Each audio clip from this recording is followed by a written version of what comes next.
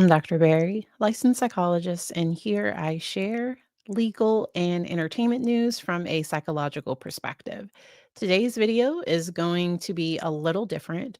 I am going to talk just briefly about how to talk with students after incidents of school school incidents like the one that happened in Wisconsin recently.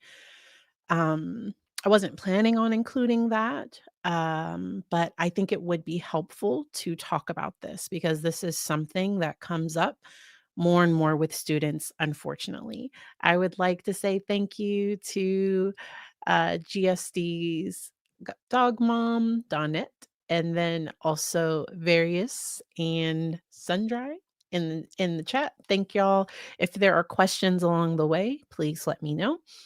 Someone asked for this video because I also want to include tips for finding the right type of therapist if you are a parent looking for services for a child that has experienced a major life stressor. Sometimes when I'm working with someone, I like to talk about life stressors versus trauma because a child in the middle of a parent's high conflict divorce, or if a child is exposed to parental substance issues, or there are all of these things that can cause an impact, or like if a child is experiencing significant bullying at school, or if they have an undiagnosed learning disorder. Sometimes you can see behaviors in kids and not really know what's behind the behaviors. They could also have an undiagnosed impulse control issue, or there can be these other things going on. And so that's where I want to make sure that this is broad enough that it can apply to any situation. As a parent, we always want to try to protect our kids, and yet I have to be prepared that I can't protect my child from everything. And so if there is something wrong, I want my child to come to me as soon as possible. So when I'm working with parents, one of the first things that we talk about is not being reactive. If there's something going on with a child, if a child is having all of these issues, if they come and say something major happened, to do your best to manage to and that's where sometimes I tell parents to fake it. Like, just fake it because in the moments, if you get a message that your child's school is on lockdown. So in my area, there was a local high school that went on lockdown because there was a fight that broke out at school. There were, to my understanding, there weren't any but they just wanted the school on lockdown so they could secure the incident and manage it and have it take without it, additional people getting involved without it causing a bigger scene. And when parents get that message, and this was even before the notifications went out about the incident in Wisconsin, parents were in the group, were in the, it was like a Facebook group talking about wanting to go and pick up their kids. And I totally get, like, nobody wants to think that their child is because sadly this is something that parents think about is, what if something happens? I want to be able to be there for my child. And this incident at this school, it was taken care of. I'm talking about my local school, not the incident in Wisconsin. So I will just briefly mention Abundant Life Christian School, I think in Madison, Wisconsin. Yesterday, there was an incident there where, and a 15-year-old female student who's been identified. Um, there was another student and a teacher that are now both deceased, and the 15-year-old female student that started this interaction is also deceased. They're believing it was a self wound. And when kids hear about situations, when things come up like this, I think it's important to check in with your kids. Hey, have you heard about anything on the news?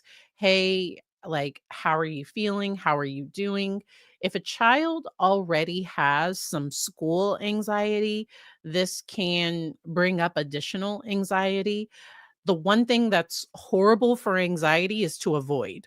So that's where sometimes situations like this will happen, and our first thing that we wanna do is keep kids home, but sometimes that can make it more difficult for them to get back to school, and so that's where trying to find a way for them to safely be in school. There are, we're still waiting on details. We don't know what all was going on in this particular case. I do just like to remind parents, if they are going to have weapons in the home, to try to make sure that they are taken care of. If your child is experiencing mental health crisis, to not make sure they don't have access to hunting, knives, or to think. And sometimes you need to change the code, um, uh, if they're because sometimes kids figure out what the code on a safe is, and so making sure that they really do not have access to anything lethal. These cases really are heartbreaking, but I wanna make sure that I'm not being too graphic, and so that's where, if my child is aware of what happened, I first wanna listen and validate their feelings, because my child might say, like, "This is scary, this doesn't make any sense." Whatever my child is saying, validation is me saying, "I see you, I hear you, I'm here for you." That's what validation is, and validation isn't because my child might be scared and might be saying, "It's gonna be hard for me to go to school tomorrow." And I would be like, "Yes, I get it. It's gonna be hard for me as a parent to send you to school tomorrow."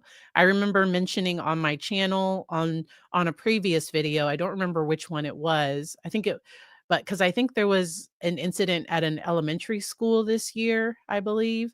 And on the day that incident happened, for some reason, there was an armed guard outside my child's school, and that was odd. It was odd for me to see. Um, uh, and so that's so supporting kids and then figuring out how we can stop and change these situations, 2 completely different videos. I want to focus on just supporting the students that are impacted. So first, giving them a safe place to talk about it, and and then also showing empathy. I think it's important to talk with kids about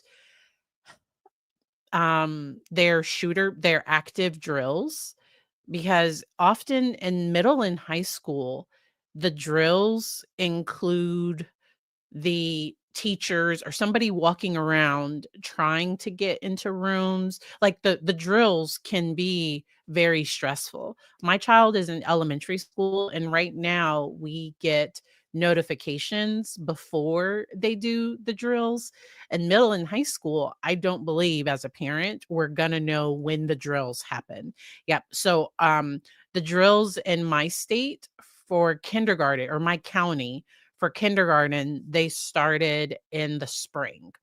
So for the rest of the so that kindergartners, they don't participate in the lockdown drills in the fall, but I think within the first 3 weeks of school, they have they have drills for 1st through 5th grade. I think they've already had 2 or 3 this year. They probably have a few more coming up next year. Yeah. So my kiddo went to a private pre-K. I think even at the private pre-K, I think they did tornado drills, and I think they did lockdown drills too. Just unfortunately, that's something that even private schools um have to do as well.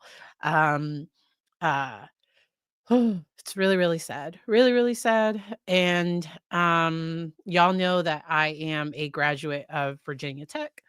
And these incidents hit different because I remember exactly where I was the day that, I heard about and I was in graduate school. I wasn't at the college when our incident happened back in 2007, but I remember all of that, and I wasn't even physically there. My husband was there and does that was the year he graduated, and, because the incident happened believe it was April. Me and my brain. I believe it was April 16th. That's what's ringing in my brain. Me and dates don't always get along. And from that, they canceled classes for the rest of the school year. People could either keep the grade that they had, or if they did need to come back for, like they gave students options for how to finish out the year. My heart goes out to the kids and the students, and to because the place where this incident was in Madison, Wisconsin, I believe it's kindergarten through high school, I believe, for this private school. And so, um, wow. So Christy said they start them in your district at high school only. Wow. So we do it at the elementary level. Because I'll never forget when my kiddo was in kindergarten, and because it was the spring. Now for elementary school, I think their drill is just them because my kiddo talks about, okay, we all get in the corner because I ask him. So I warn him that the drill is coming, and then I ask him about it later. Shout out to the replay crew. And with that, and my kid, so I try to first when I tell my kid about it, I'm super calm about it. It's like, "Hey, buddy, y'all have a drill that y'all are gonna have a lockdown drill today." Sometimes I've accidentally called it an active I've called it an active drill, and he's like, "What's that?" And I was like, "Oh, no, okay, wait a minute, it's a lockdown drill." What's most common for our area is that there's so like if there's a police incident in the area, they will lock down the schools, or if there is some fake threat, or so what happens for us is that, yeah, I thought it was April 16th. It was April 16th, 2007. That's what was stuck in my brain. And even now, and like I said, I was not there on this day. uh, Even now, every April 16th, my timeline is flooded with people remembering, with remembering all the individuals. Unfortunately, my state, UVA, also had an incident with a football player, because there were sometimes in the midst of a crisis, everybody comes together. And so I remember in 2007, UVA is Virginia Tech's biggest rival. And I remember, and they're called the Wahoos. So we're the Hokies, they're the Wahoos. And I have some friends that went to UVA or that go to UVA, and a lot of them changed their profile pictures, or they posted support for Virginia Tech, and when they had their incident, we did the same thing. And it's just and so we're here, it's just us. We can chat about it doesn't feel fair. Like, why should a 5-year-old have to prepare for this? And yet there have been incidents at elementary schools. Elementary school students do need, unfortunately, we need to have these processes in place. Our school district, they have like, because you can't just walk into a school. For us at our school, you have to buzz in, and that just gets you into the office. And then from the office, they have to buzz you into the school. Often in schools, there's like, because if people want to do harm, there are ways, but like they have barriers in place to try to make it less easy for something to happen. You all may also know I used to run a school-based counseling program in 14 middle and high schools, including an alternative school. And I think it was sometime because I left that position in 2020. I think it was a well, we won't go into that. I think it was around 2017 or so, all the schools revamped because the schools used to just be open. I used to just be able to walk in and out of schools. It was super easy. Like it used to, and which is not safe. And so all the schools revamped in that county, revamped their security so that it was less easy if somebody did get into the school, it was less easy for them. A lot of our middles and high schools have the metal detectors. Our elementary school does not. I have heard of schools that have the clear backpacks and that do all of these things, and it really can make kids feel a little less safe because kids, we want them to feel safe at school, and yet, mm, I can't keep them safe from everything. So we do have to also have a plan. I got my kiddo like a gizmo watch, um, because as a parent, like sending him off to kindergarten was very anxiety provoking to me. It went fine, but like in the back of my mind, I was just like, I want him to be able to call me if something's not okay. Like I want him to be able to call me if something's not okay. And schools have horrible phone reception, and so, like, please, like, if you can't get a hold of your kid or something, it could just be that there's bad phone reception or different things like that. Our schools now have that kids can't have their cell phones out, and, a lot of parents get upset because sometimes a part of the reason why parents want to be able to get in touch with their kids is just in case there is a safety issue because it is a possibility. Um, yeah, and with the clear backpacks, I'd love to know if there was any research on if that really helped or hurt anything. And yeah, so some people in the chat are mentioning that they do. So some people got rid of clear backpacks. Some places have clear backpacks. My mom almost sent me because we moved to Virginia when I was going to 10th grade, and there was a school that had metal detectors. And as a student, like and it was a school that, kids had been, like they had found weapons on kids and stuff. And so I was like, I don't want to go to that school. So I ended up going to a different school that didn't have metal detectors or things like that. Um, really, yeah, it's difficult. It is very, very difficult. Um, but if kids have experienced stress, there are a few different ways that they can react, and I have a lot of these resources and tools linked down in the description. When I started this presentation, I had this up where sometimes there's parenting that's considered top down, where first I talk with my child from an intellectual perspective, and then we eventually get to the deeper issue. And then there's a bottom up parenting style where I'm talking more about we first ground their emotions, we ground their reactivity because all right, I'm going to share this one now. And like I said, I have all of these links down in the description, um, top down versus bottom up. And a lot of this comes out of attachment and trauma research when working with kids that have been through, that do have diagnoses of PTSD, that have PTSD or childhood trauma. And uh, bottom up behaviors are considered to be instinctual, and they're using the word unintentional.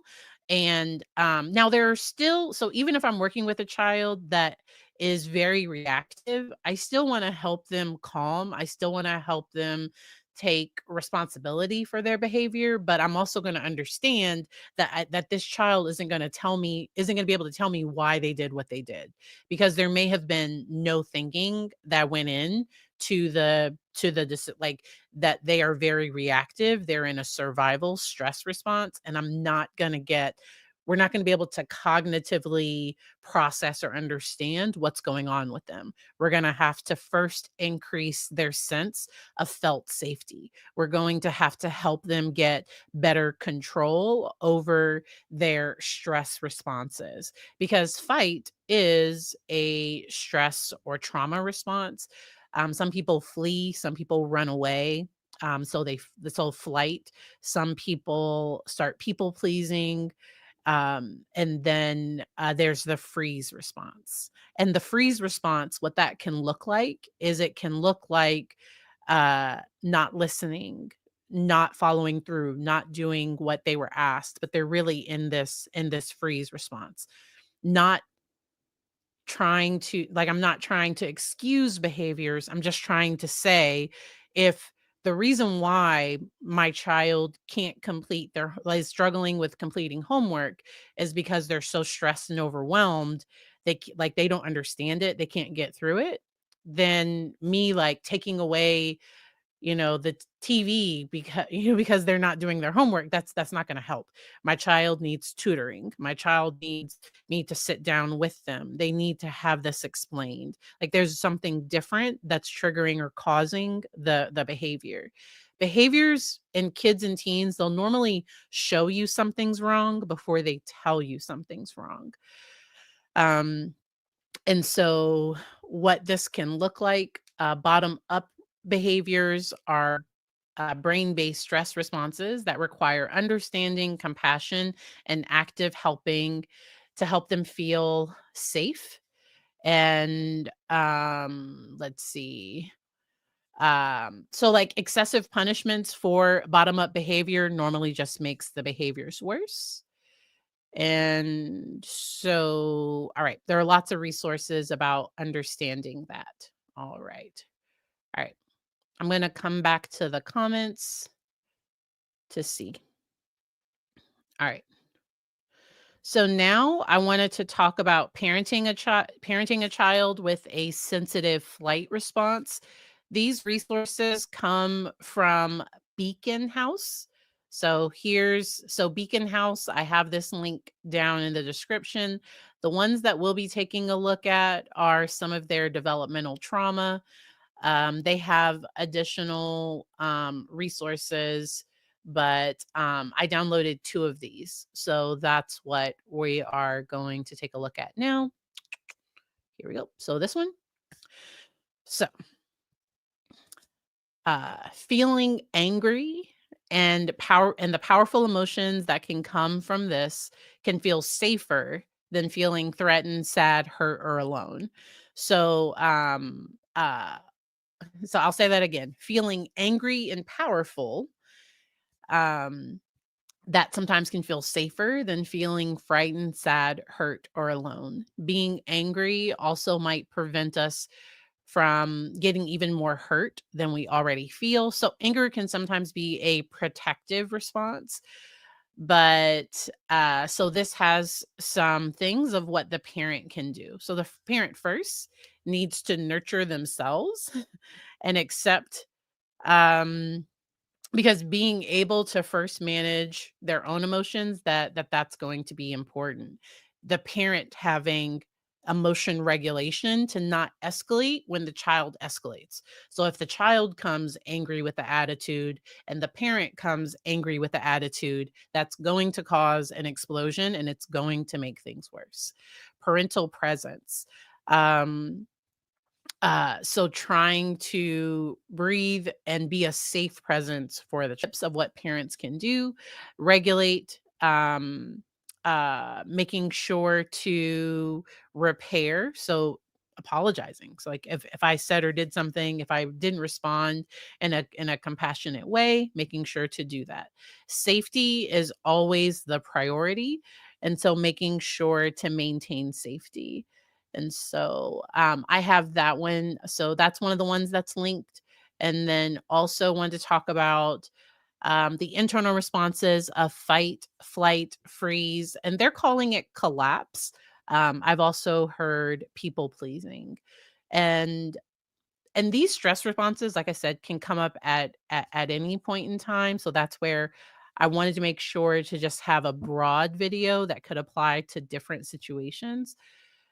Every person has a window of tolerance of how much stress does it take for them to become overwhelmed.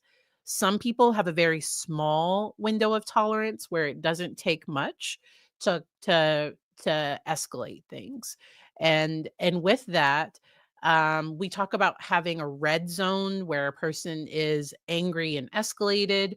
There being a green zone where they're regulated, and then that there can be this blue zone where somebody is like hypo around, like where they are moving slow. They're in more of that dissociative freeze response. And so that would be kind of a hypo reactive. The red would be a hyper reactive. And then green would be a regulated state. All right. All right. So, um, feeling safe is so important so that people can feel uh, that they can learn, love, and be loved. And with a regulated state, one of and with safety, because the thing I want to talk about was felt safety. And I have some other resources. I think I have a whole tab on trauma. I think I have a whole playlist just on trauma resources.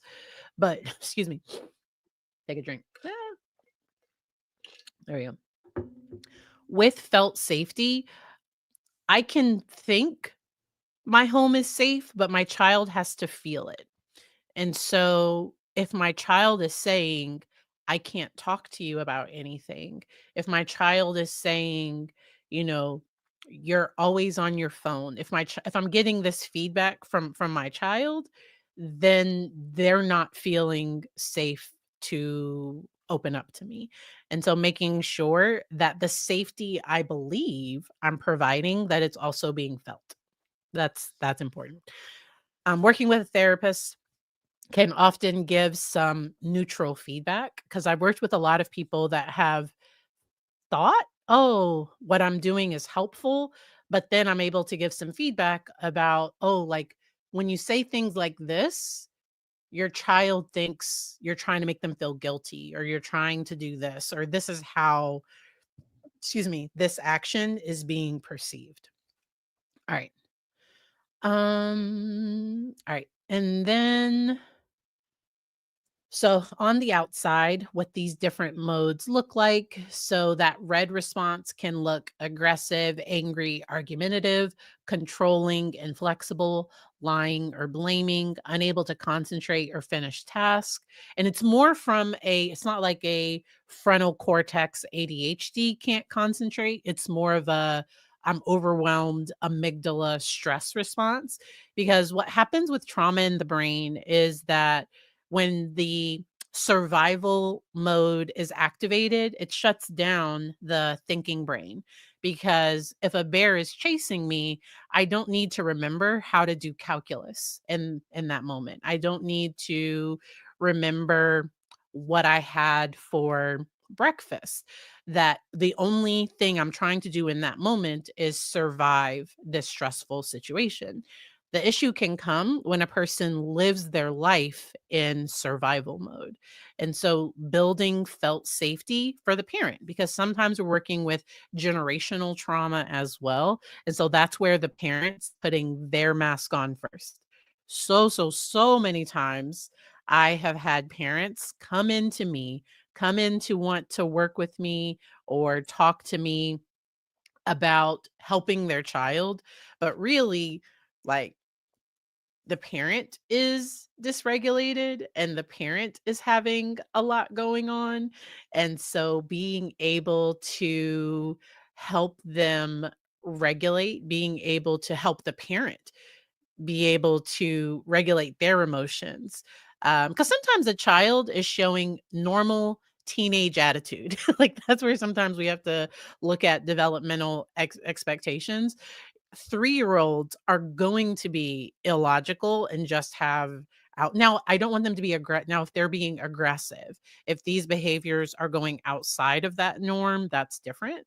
but sometimes the parent is just stressed from work, their relationships, or there are all of these other things going on. Trace, on the case, I saw you mention that you work in a clinic that has a reactive attachment disorder specialty and also work with adoptive families. I linked a video down in the description specifically about adoptive families. I am an adoption competent parent. I'm sorry, adoption competent therapist. Adoption adds a whole other layer onto parenting. And so, beyond trauma and attachment informed, adoptive parents also have to be adoption competent too. And understanding and realizing the cultural differences, or there are all of these other things that can come up with adoption. And with adoption, the but preteen, teenage years are normally the hardest. Sometimes if kids were adopted at birth, sometimes there are no issues, but for, I think it's a high percentage of adoptive youth around that 11 to 12-year-old range. A lot of individuals end up seeking therapy, and it's just needing supports. Yes. And so I did my competency through adoption education and support. Was that adoption support and education? It's a case. It's case, yes. And it was a phenomenal thing. It was, I still get resources. It's adoptionsupport.org. They have a bunch of resources and tools for families, for therapists, all of that. All right. I'm gonna make this bigger now. All right. This one, oh, here we go. All right. So let's keep going with this. I'm gonna make this bigger. All right. Loud, noisy, disruptive. And then also parents remembering that negative reaction is still that it's normal for kids to seek attention. It's normal for people to want attention. Now, there are some kiddos that no matter how much I spend, no matter how much time I spend, it's almost as though their cup has no bottom. And what I mean by that is I could pour in 8 hours individually with a child. And then the minute I give another child 5 seconds, it's as though I didn't spend that 8 hours with that child. And so that's where what I want to do with that child is help them feel my presence. I want to help that even if I'm not physically there, even if I'm not giving them attention and support, that they still feel my love even when they're not getting it one on one. And and so that's a way that I often explain it to families, because it can be really frustrating for the parent, like, because sometimes the child will say things. They will say, "You don't love me," or they'll say all these things. And what the child is trying to say is, "I don't feel your love." And what's happening is that their cup just doesn't have a bottom. Um, I have worked with situations where there were other things going on, and um, yeah, and that is difficult. And I saw a comment about somebody having a parent that doesn't have a bottom, and as the child, what that can do is it can make you have to be more mature than the parent. And there's a great resource, Adult Children of Emotionally Immature Parents. And then I also love Set Boundaries, Find Peace, because those two things are, those two resources have been really helpful. So, how do you help somebody put that bottom? So, there's normally a story behind what happened. And so that's between, like, it's too much. Like, I can't put that in a video. So normally that's some work one-on-one. That is some major work that happens to help somebody repair. That's a lot of one-on-one work. It is possible. It is doable. Um and sometimes in that process, one of the biggest things is self-sabotage. I've seen people that have situations like this where there's a lot of self-sabotage where they will desperately long and desperately want connection, but do everything in the world to push people away. And so that's why when I'm working with parents, one of the biggest things is like, hey, if you're working with this child with or if you have this child with these very difficult behaviors and emotions, you need to take care of you because this is going to be stressful. And then we try to find on I try to help parents find the joy in parenting again. And so something that I do is I'm like, "Hey, can we pick 3 things that we're going to focus on?" So right now we're having issues with these safety things and we just pick we're just going to focus and then you're going to catch your kid doing good. And what I mean by that is sometimes what can happen is this kiddo is like, it's like, "Stop that. Don't do that. You're doing this wrong. You're doing this wrong." And often that child is, they they're feeling broken. They're feeling like there's something wrong with them. And so, catching them doing good can be really helpful. All right, let's get back to this part. All right, so collapse mode, what that can look like is head down on the desk, socially withdrawn or quiet, being compliant, but in a passive kind of way, only giving yes or no answers, neutral expression, glazed eyes, slow movements, disconnected, or silence. And so people can be both hypo and hyper react aroused together. All right. And so then this resource has some options. All right. All right. This is my first time looking all the way through this. And so when we're in that hyper aroused state, ooh, yes, this was one of the ones I wanted to show. All right, just how it can affect the brain, how it can affect the body. It can make a person feel like they have to, like it can affect toiletry or bathroom issues. So, especially in younger kids, it can cause accidents. A stress response. So, if a bear is chasing me, I might have an accident because my body is trying to make myself lighter. Like that is sometimes a person can lose control of their bladder and bowels when they are stressed. And so that's something that I just kind of watch out for. Sometimes kids are having bedwetting issues. It's just, I know for my kiddo, I have to watch how much he drinks after 7 p.m. He's now at an age, so he's 7 now, but before the age of 7, um, if he needed to go in the middle of the night, he wasn't great. Like he would sleep pretty deep and wasn't waking up to go to the bathroom. And so like we just so it wasn't a trauma thing, but we just had to monitor accidents. I've also worked with kids that were constipated and overly stressed, so with anxiety and that affecting the bladder and bowels as well. But yes, and so I just thought this was a nice little representation of what it can look like on the inside and outside. And so this is a resource that I have linked, and it looks like it's an activity where people can make their own. So that's pretty cool. All right. So once again, that's from Beacon House. I did want to look at finding a therapist. So let me also look up and I'll add this one. Yay, she still has her website up. So, when looking for a therapist, let's say I'm looking for a therapist in Hampton, Virginia, then let's say I then filter it out. Let me see if it's yes. Let me make this bigger. All right.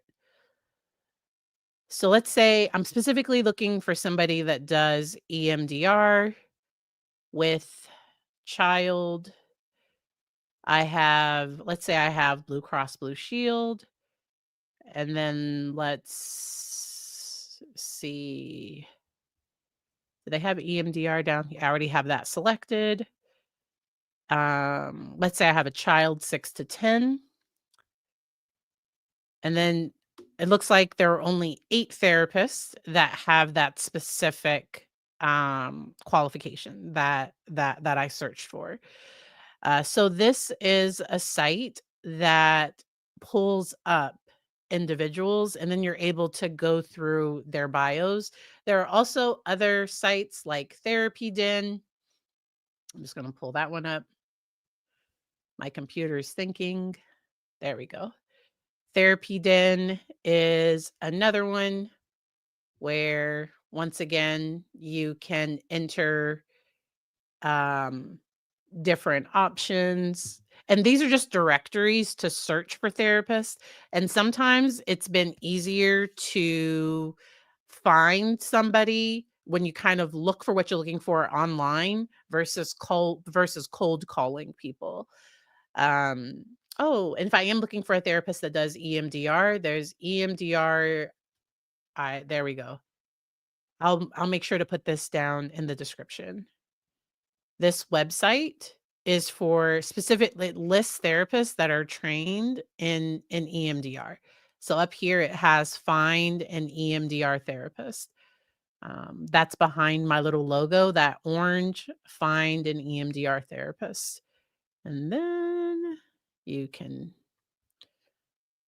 there we go. All right.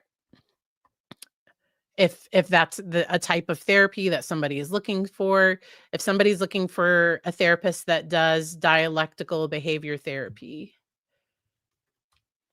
that is an approach that can be very helpful when working with individuals that are emotionally reactive, that maybe have some difficulties managing emotions and behaviors, and there might be some skills deficits.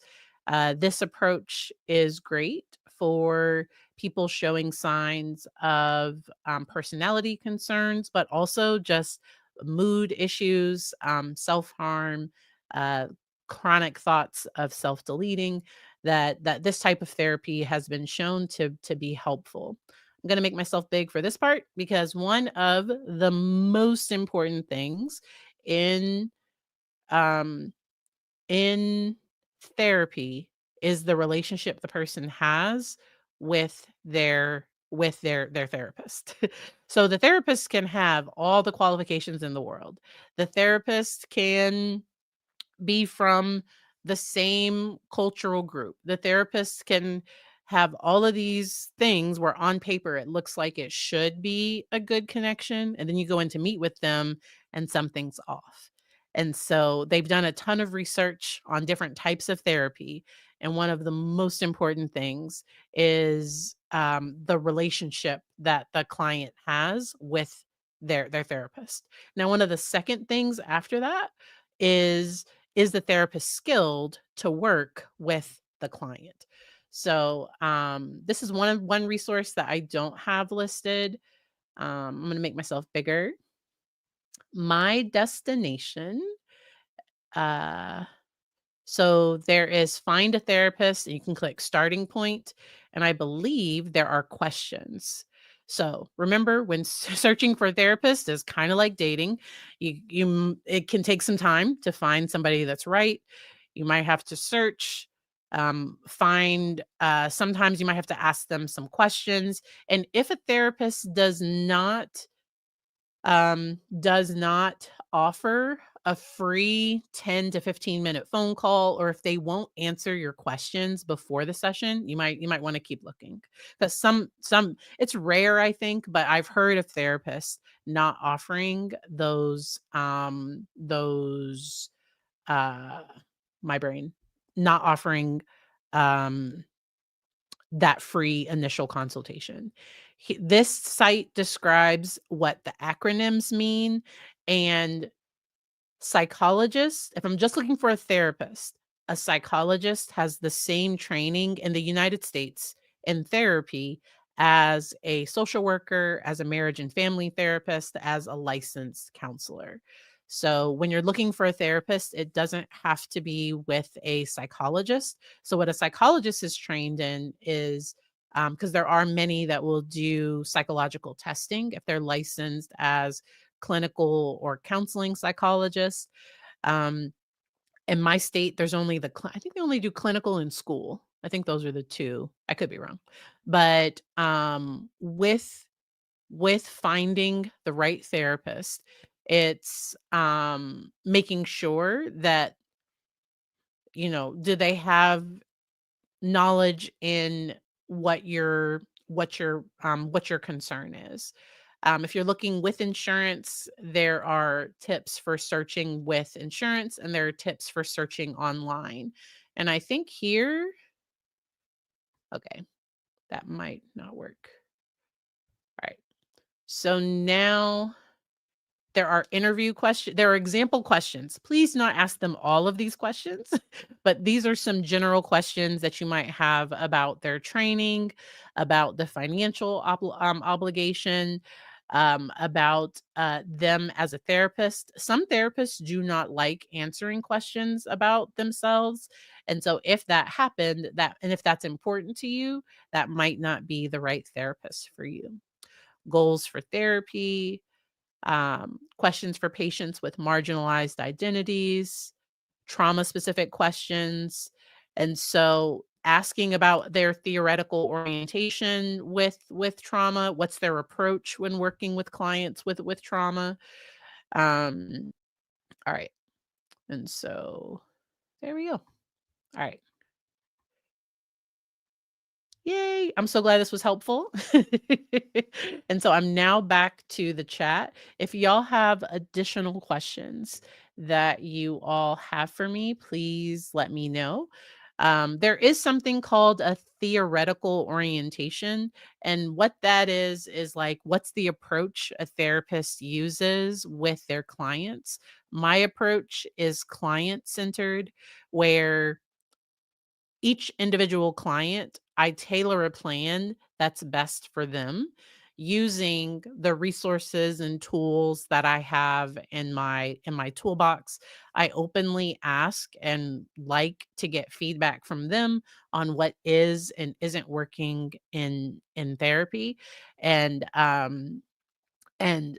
most of my client, like, I'm not a big just sit like, my clients normally now, if a client just needs to come and just talk and me listen, that's fine. A lot of my clients are looking for tools, they're looking for resources, they're looking to actively change something. Like, they're normally some pain points in their life, and they're normally wanting some some tools on how can I set better boundaries?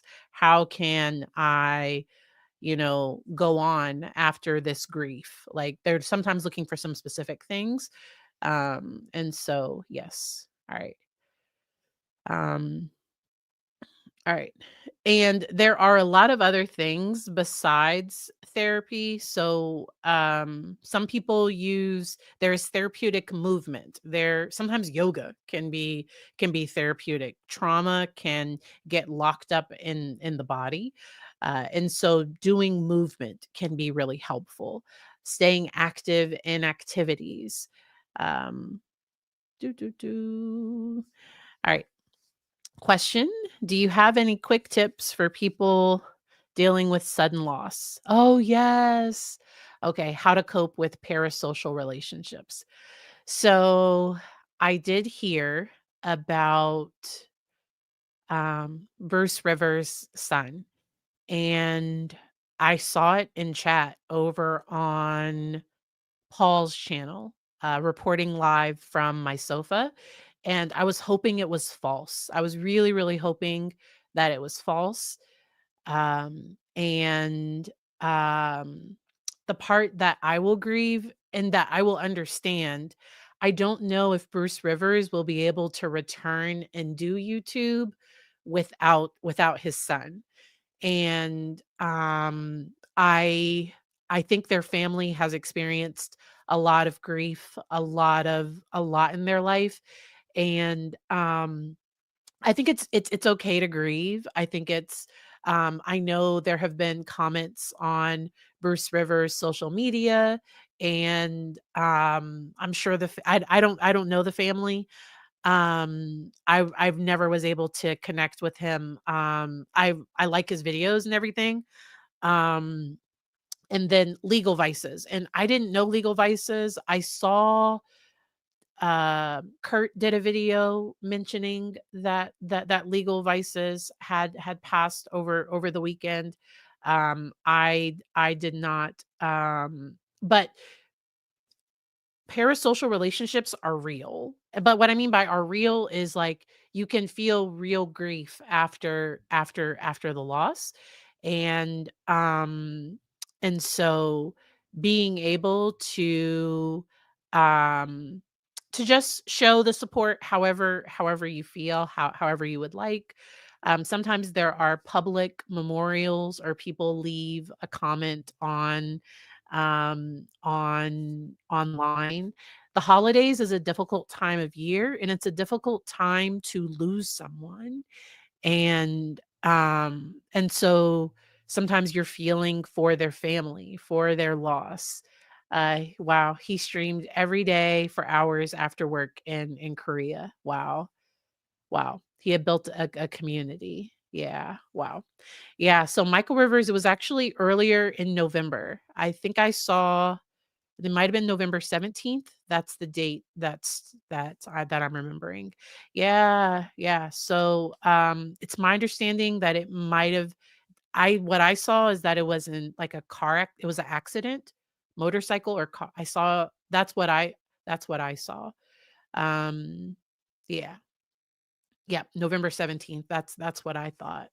That's the one that has effect because I love Bruce Rivers' channel, and his son like has a like he would ask his son questions, and I know that his son monitored his like he did all of his social media. I think he was the editor, and I don't know if Bruce Rivers is going to be able to come back after. So, uh, yeah, my heart just goes out to that family. Um, Zoe mentioned that when Robin Williams and Betty White passed, it felt like they were family members. So I remember when Luther Vandross, Whitney Houston, um, there are multiple people that have passed, um, and there was real grief. There was real grief. Yes, Michael was the content genius. And so a parent losing a child just hits me different than than than other like it hits me in my heart. And I've been watching Korean dramas. So which one did I just finish? It was super. Which one? Oh, I'm watching Hometown Cha Cha Cha. That's the one I'm watching right now. So if my eyes were a little red at the beginning, I was getting to the end of that one, and that one has like a lot of grief and everything. Yes, yes. Lisa talked about grieving Whitney as well. Chadwick Boseman was another one that hit me hard. We loved Black Panther, and he um battled an illness privately for a while, and there were people that were making comments about his weight loss, and they did not know that he had terminal cancer.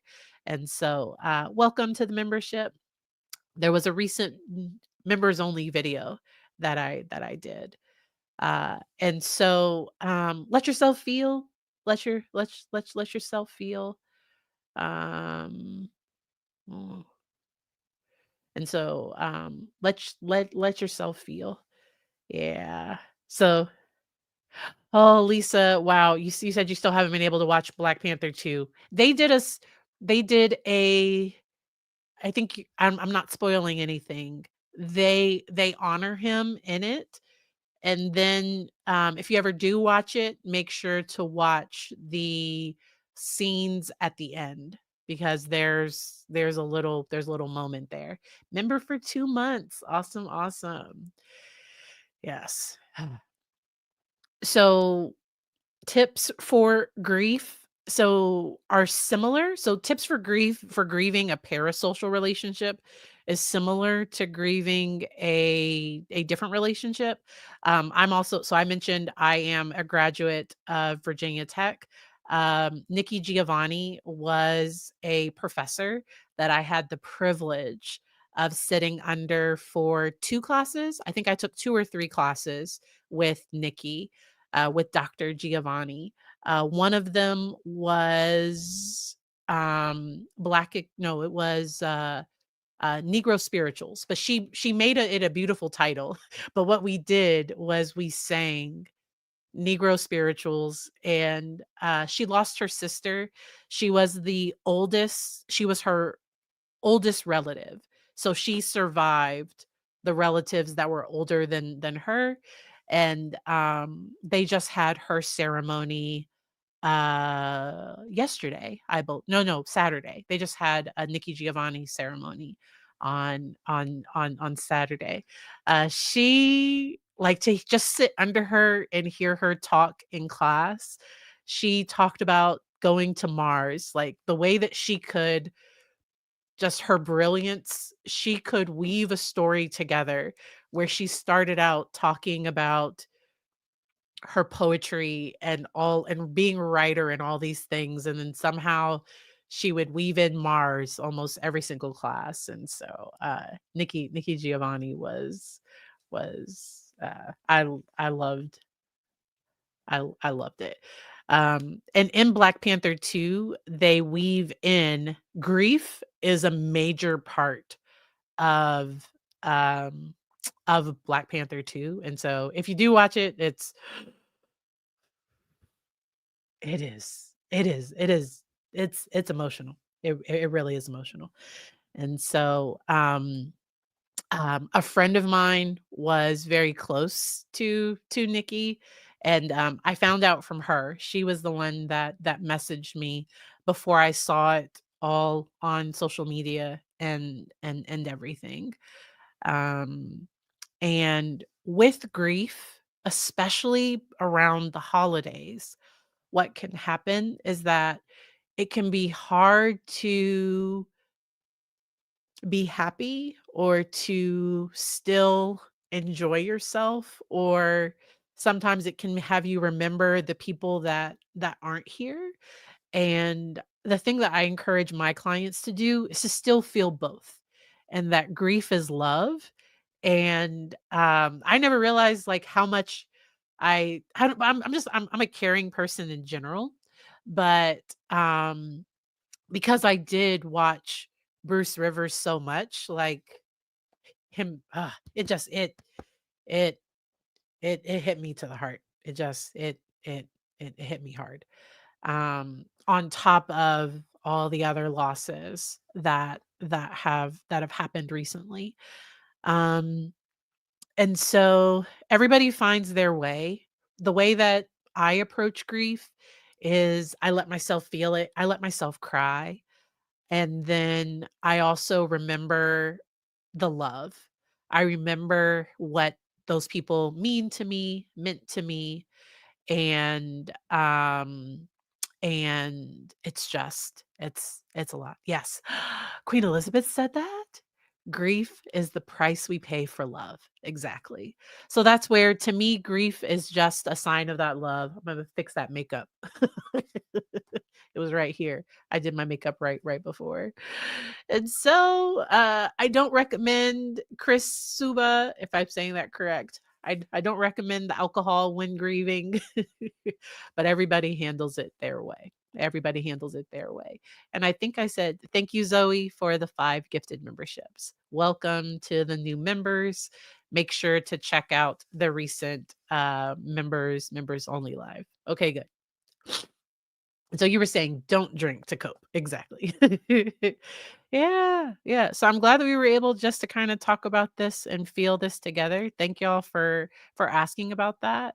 I work with kids that have lost parents, and sometimes they've lost them early where they don't have memories and so the holidays can sometimes be hard for them. As a parent, make sure to not try to make up because you can never replace the other parent. That is the grief that the child is going to have to experience. And one of the hardest thing as a parent to do is to like watch your child struggle, watch your child go through things. Make sure to drink water because as you cry, you need to rehydrate. And this is iced coffee. This isn't even the if the so Zoe, does it count if the ice is melting in the coffee? Probably not. I'm gonna get some water a little later. Um, yes, and also, yes, you mentioned Gatorade or something to add back the electrolytes, that salt, something to add that sodium back into your life. That that can be helpful because sometimes you can get headaches. I have cried so much that I got headaches, and that is not that's not great. Christy, how do you help a child grieve the loss of an absentee parent? And that's where letting the child feel that, but not feeling like as a parent you have to make up for it. So I was raised by my mom. I saw my dad depending on because there were times that we didn't live on the same continent. So when I was in Germany, he was in the United States or he was in Turkey when there were and we've never lived in the same state. And my mom is a force. My mom has been here on my oh, mama's here. How'd you know? That's my real life mama. My mom is a phenomenal person, and I still missed my dad. There was nothing she could do to make up for, like, the relationship that I may have wanted. I have a relationship with my dad. Um, sometimes what the child has to grieve is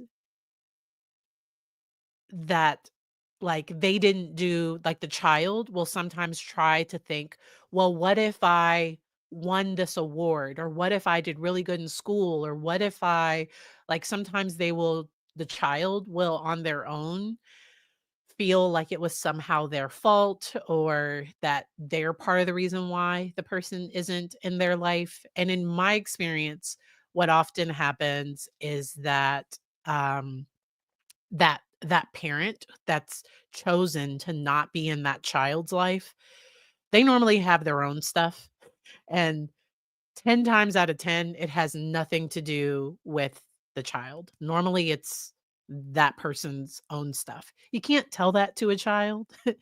Um, and so that's where sometimes working with a therapist because a therapist telling me, you know, um, "It's not your fault," like, "You didn't do anything wrong. This should have been on this other person." That's different than my mom telling me because you kind of think your mom should say those things or your parent, whichever parent is there. Sometimes you think that's what they should say. It's normal for that child to long for a relationship with that other parent. And if they're at a point where they're angry and they don't want a relationship with them, that's their feelings. Those are their emotions. Parent wounds are real. So father wound, mother wound, parent wounds are real. But as a parent, I can't take my child's wound away.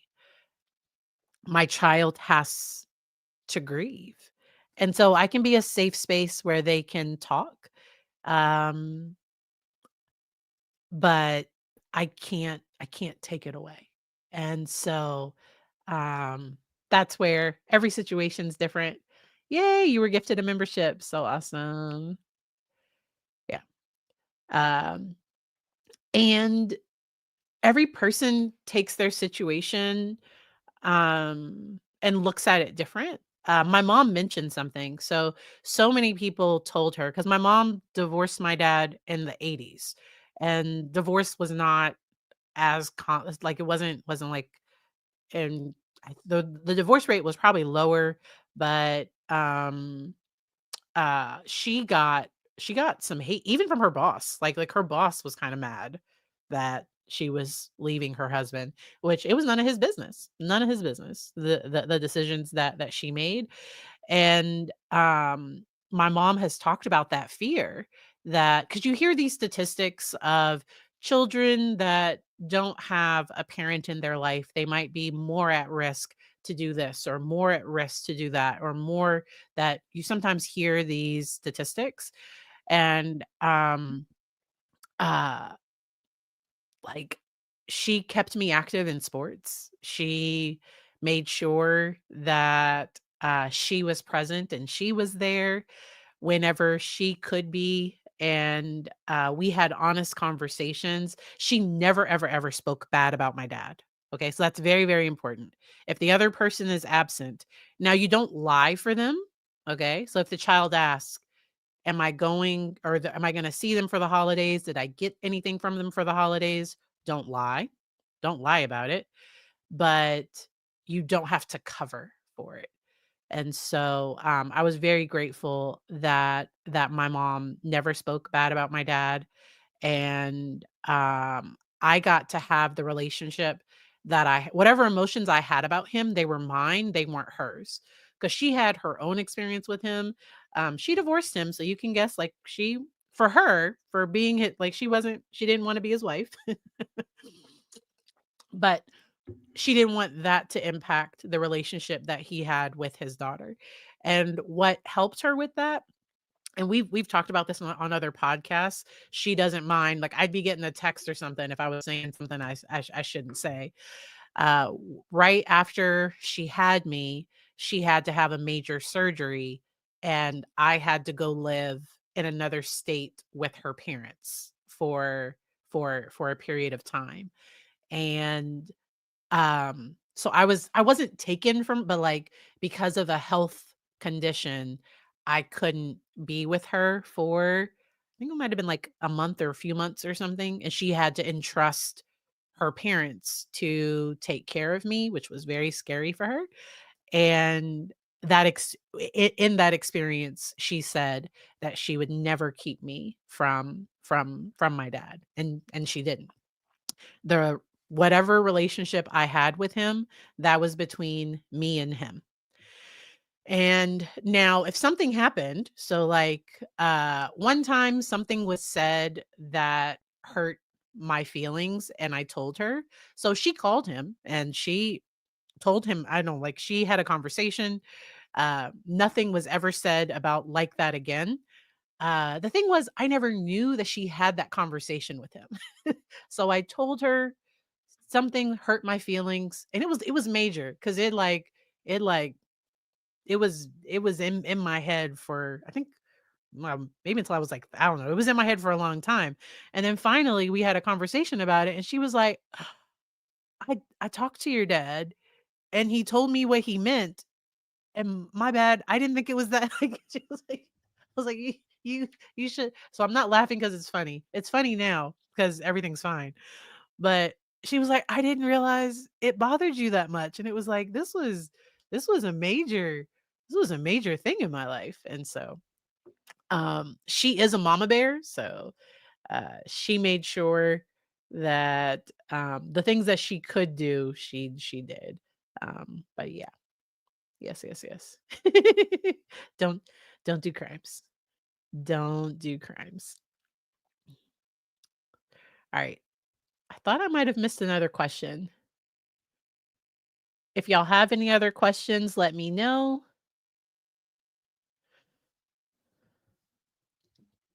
I was supposed to go out of town this weekend, and so, but no, I have events this weekend, so I'm not gonna go live this weekend. I'm gonna rest. I'm gonna rest this weekend. And then next Tuesday's Christmas Eve. Okay. But I might go live on Monday. We'll see. I'm gonna put go live. and we'll see if I go live on Monday around like 1:30. We'll see. I appreciate you all. Thank you for these questions. Like I said, I'm going back to Christy's question. If a parent is absent, it's gonna it's gonna stink for that child. But kids need one safe and stable home. And they're gonna miss that other person that's there. Kids try to fill in the blanks, and so once they're old enough for them to understand, like, "Hey," like, if they're able to and that's where sometimes you use a therapist or safe, trusted person to bounce ideas off of how you like, "Hey, just wanna make sure I'm not spewing any of my stuff on" like, I wanna let them know, but I don't wanna tell them everything. Um I've also worked with kids that have incarcerated parents because that can be difficult, um, because sometimes it can be hard for the child. And then also kids that have lost a parent due to, substances, so due to overdose. That one can also be difficult, and that's where I talk with the child about they don't have to give the details of how their parent passed. Because if a friend asks, "Oh, where's your," if it's their mom, "Where's your mom?" If they want to tell that person that their parent died, and they can just say they were sick, but that they don't have to that everybody doesn't have to know all of their details. That there's some things that's just that they might choose to keep private. Um, because middle school and high school, people just they get mad and they spread rumors or they say stuff, and that's when I have clients get into like fights and problems come after that. And so I'm so thankful for you all. Thank you to the individual that requested this this this case, this topic. And then I love Witness says there's private information and public information, and that everybody does not need to know. Because really, if when I'm working with kids that have been hospitalized or that have been in mental health treatment or that all those things, I'm like, hey, there's some things that everybody does not need to know. All right. And then, somebody linked a counseling center that was helpful for them and their child. I do not know this place. This is a comment in the chat. All right.